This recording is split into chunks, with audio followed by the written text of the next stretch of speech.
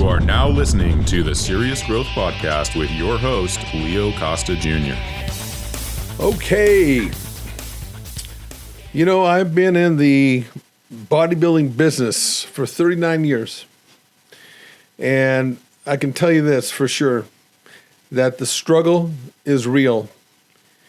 And it relates to the three training components, which include training, nutrition, and cardio.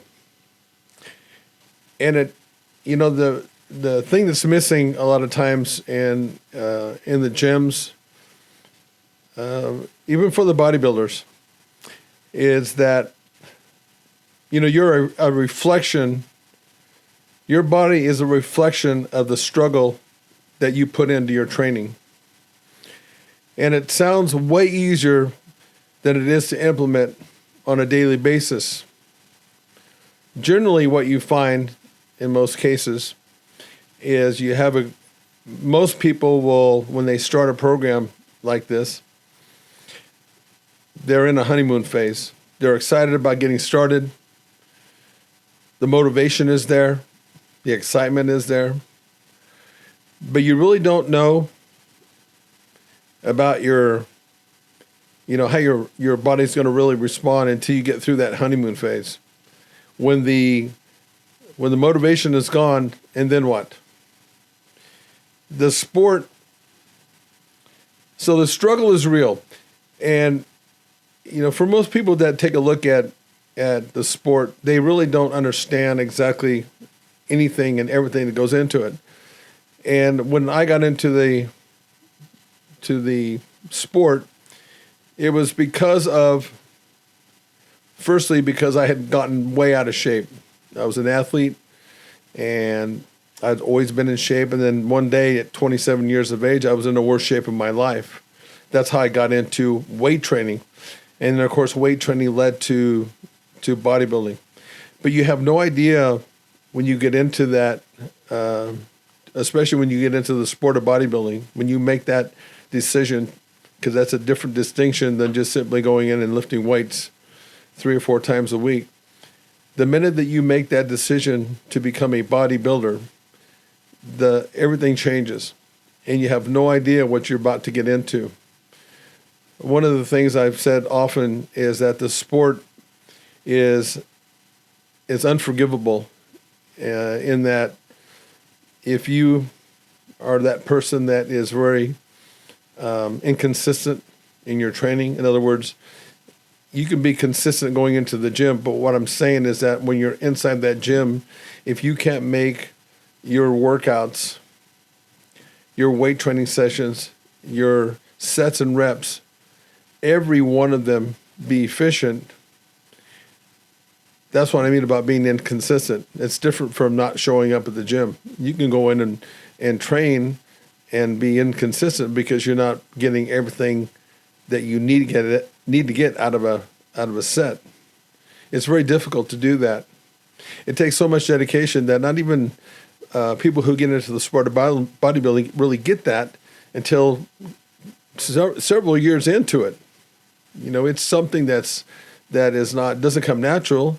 It's something that is learned. And think about this. When you go into the gym and the goal is to put yourself through pain with each set, with each rep, this is what I mean about the struggling being real. Because without that, if you don't learn how to embrace the pain of that each and every day. One of my training partners once said, bodybuilders, they go into the gym and put themselves in fire every single time. It's hard to even describe the intensity and the environment that you have to create every time you go into the gym. You can't describe it in words. It's very difficult. And, it correlates with most people. This is how it relates to bodybuilding. When you decide to do a bodybuilding competition, most people don't really understand that. They don't get that. And all you have to do is look inside the gyms and pay attention to how how people are training. Most of it is there's too much laughter going on, for example. When you go in to train for a bodybuilding competition, it's war. You got to focus, and there's no horsing around, no playing around, because you can't get through the sets and the reps that you need to unless you have the right mindset. All right, let's take a quick break so I can tell you about our product.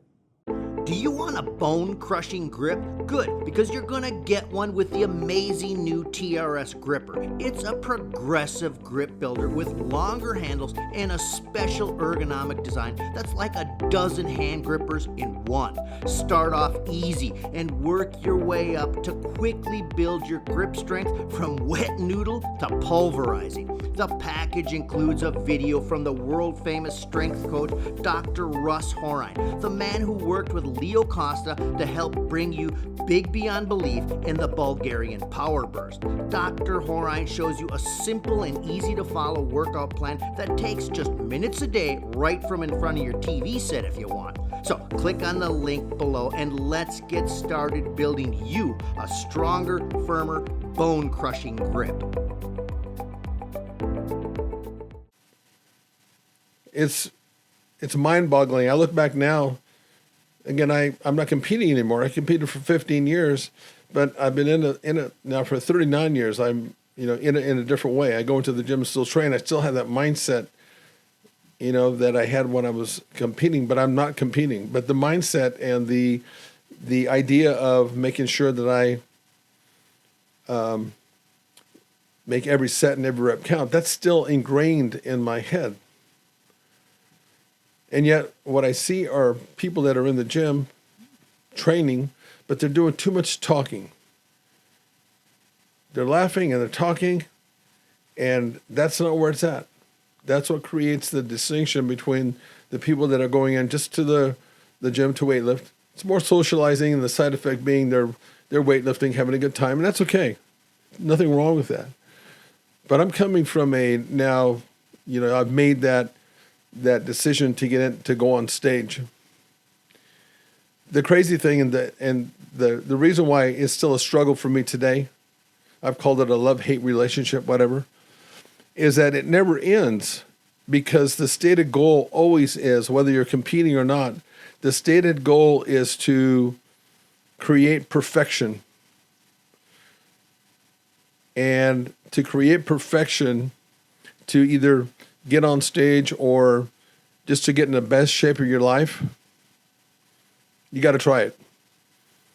If you can get past 2 or 3 years going into the gym and making sure that every rep and every set counts, if you get past that honeymoon phase, then you might be on your way. I had a good friend of mine. His name was Don Ross. And when I decided to compete, he gave me some really good advice. And this had to do with weight training. These 3 components that I'm talking about, weight training, cardio, and nutrition, they all become even more important, especially when you compete. They're important regardless, but especially when you compete. But as it relates to weight training, Don Ross, he was called Don the Ripper Ross. He was a professional wrestler. He wrote for some of the muscle mags back in the 80s and 90s.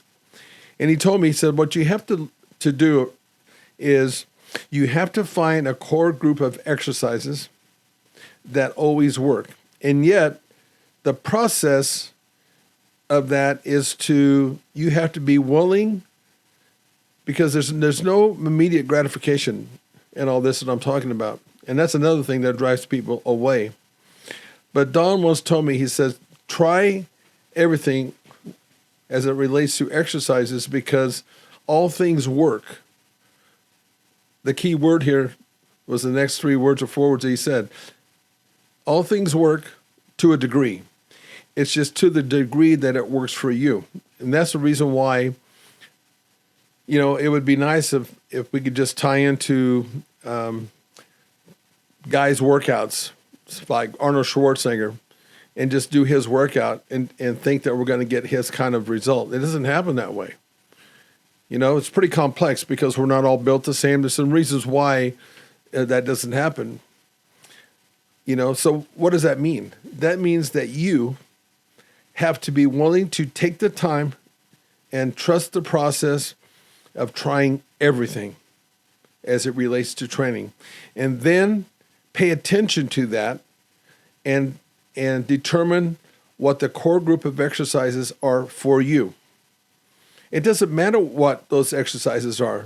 The most important thing is that the exercise, those 10 exercises that you end up picking, 8 to 10, they're your go-to exercises. They're the ones that are always going to work for you, no matter what. But do you see what I'm talking about? The struggle of having to go through all that and to pay that kind of price is impossible to understand unless you learn this from firsthand experience. And then let's once you've decided to compete, then let's talk about now bringing those other two components into play, because they really become a lot more important at that point. Nutrition, for example.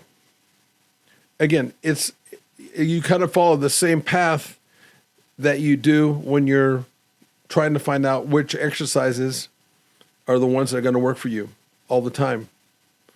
So nutrition is a whole different animal that has to be tied into your weight training. How much protein that you should be taking in, carbohydrate intake, fat intake. There's so many ways to skin a cat on this thing. I can tell you this. I was like that person, like most people. Most people are on a glucose type of diet.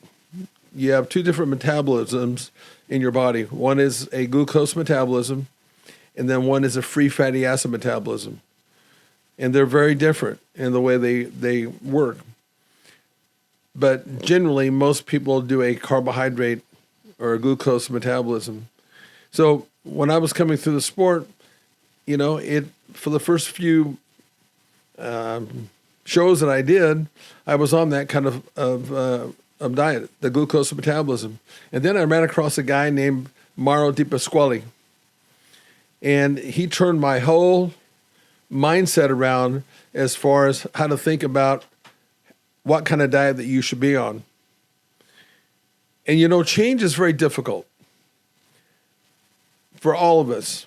It's a hard thing to go through.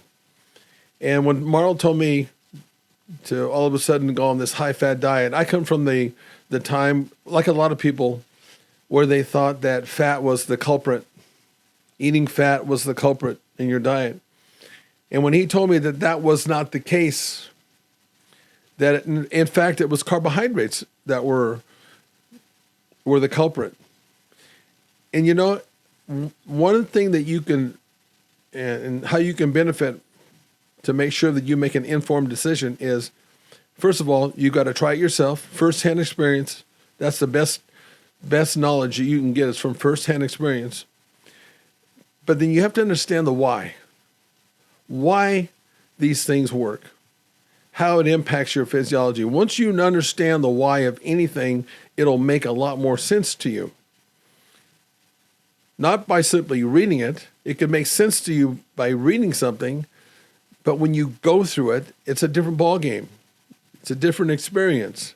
And I can tell you that I went on the high-fat diet, and that's when I started getting my best results as far as how my body responded. And then you have cardio. Same thing with cardio. There's so many opinions out there on what to do with cardio. There's that group of people that say the HIIT style of doing cardio, where you're all out for several minutes and then you back off and you repeat that process. There's those people that say that doing more than 30 minutes a day is the best way to do cardio. And then you have the Vince Durandas of the world, where he said he didn't believe in any cardio at all. I mean, how are you supposed to decipher this and understand this on a level when you just read it out of a book or a muscle mag? That's called being book smart, or could be in this case book dumb, because you are not willing to try it yourself. I guess it comes back to, this is part of the struggle in this sport, is that you have to try all the three components and you have to struggle with it. You have to, for example, when it came time to do my first show, I didn't know how, as you're dieting down for a competition, you don't know how your body is going to respond. One thing that Mr. Tom Platts, he told me, which made a big difference, was he said to document everything that I do along the way, not just simply relying on your memory, but document everything that you do, because it's unlikely that when you come into your first show, you're going to nail it. In fact, most bodybuilders don't come in their best shapes most of the time. It's pretty infrequent. The thing that makes the great ones, like a Dorian Yates. Dorian won lots of shows when he wasn't at his best, but he was still better than the others. But, so think about that. When you're getting ready for a competition, you're usually starting 3-4 months out. And you have to now, at this point, you have to have a grasp of the three components, because it always comes down to those components. And you have to start somewhere. You don't know how your body's going to respond. Now, can you imagine putting 3 to 4 months of strict training, strict dieting, strict cardio, and then you get ready for a show and you don't come in at your best? That in itself will blow most people away. Because look at the time you got to put in to find out if what you actually committed to actually is going to work. It's the unknown. You don't know that. So maybe you can start understanding that when you decide to do something like bodybuilding, and there are other sports that are like this, but for me, being a former athlete, bodybuilding was the hardest thing for me to achieve, because it was so unforgiving, and it required to have my attention 100% day in and day out. But that's part of that was what attracted me to the sport, because it was so damn hard. It's not just dieting for a show and you come in looking great, because think about this, and that's the reason why they've called bodybuilding. Bodybuilders are basically an artist. Their bodies are a block of clay. We are not usually perfectly built aesthetically. We have flaws. And here's another part of the struggle being real. Most people like to train the show muscles, or most people like to train muscles that respond easily. But what about those muscles that drag?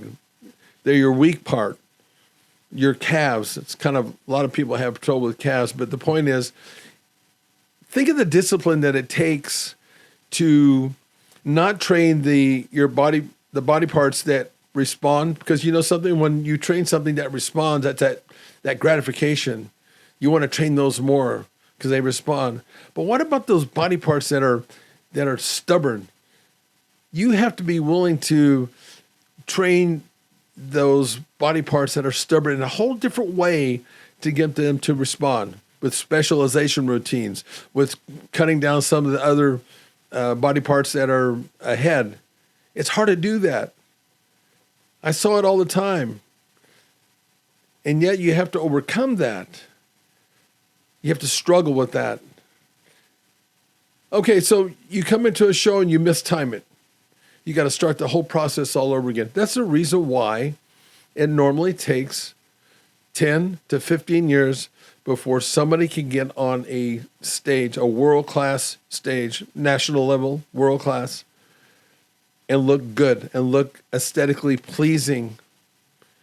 And even to the point now where, what you learn about the guys that really have this, their sport down, is that they become a student of the game.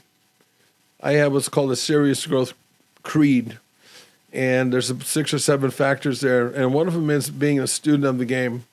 That in itself All of it takes discipline, but that in itself is a struggle. Let's take a quick pause to tell you about something you are definitely going to want. Do you want a bone-crushing grip? Good, because you're gonna get one with the amazing new TRS Gripper. It's a progressive grip builder with longer handles and a special ergonomic design that's like a dozen hand grippers in one. Start off easy and work your way up to quickly build your grip strength from wet noodle to pulverizing. The package includes a video from the world-famous strength coach, Dr. Russ Horine, the man who worked with Leo Costa to help bring you big beyond belief in the Bulgarian power burst. Dr. Horine shows you a simple and easy to follow workout plan that takes just minutes a day right from in front of your TV set if you want. So click on the link below and let's get started building you a stronger, firmer, bone-crushing grip.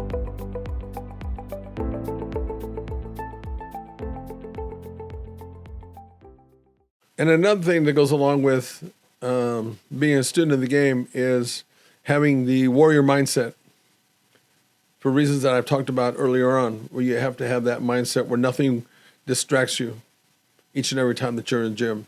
Repetition is the mother of skill.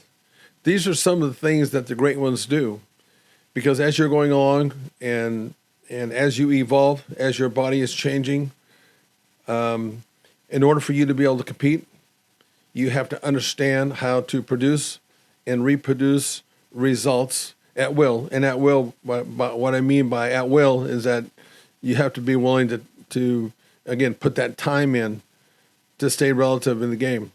The people in the industry, like Tiger Woods, for example, as he's gotten older, he's still competitive. That doesn't just happen. So I want to wrap this up by sort of reiterating that your body is a result of the struggle that you put into the gym. The question is, are you willing to make that commitment? Because if you're not, you'll be sadly disappointed. Thanks for listening to the Serious Growth Podcast. For more episodes like the one you just listened to, subscribe to us on your mobile podcast app and leave us a review. If you'd like to reach out, you can find us online at seriousgrowth.com. Until next time, train smart and train hard.